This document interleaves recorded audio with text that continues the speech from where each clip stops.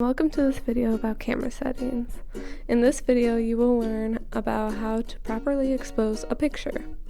Here, let's just say you bought a new camera, but you don't really know anything about it or how to take a picture with proper exposure. Well, I'm here to help. There are just 3 simple settings that every photographer should know how to use.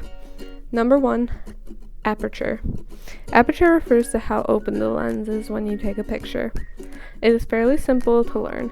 First of all, aperture is measured in something we call f-stops, commonly ranging from 2.8 to 22.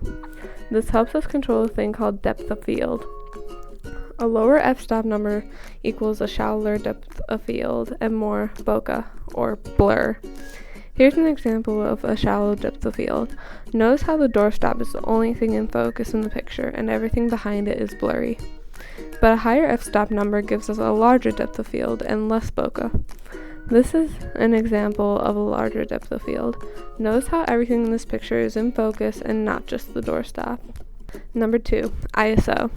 ISO refers to how sensitive the image sensor is to light. ISO commonly ranges from 100 to 6400.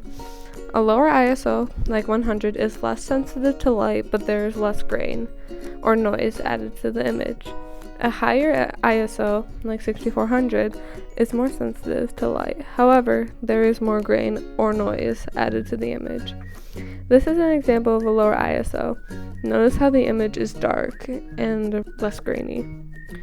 Now this is an example of a higher ISO. Notice how the image is lighter, but there is more grain than the previous image.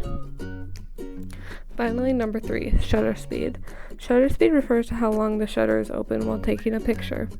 Shutter speed is measured in fractions of a second. For example, 1 second, 1/10 of a second, or 1/200th of a second. A slower shutter speed, like 1 second, lets in more light but allows more motion blur to occur. Here's an example.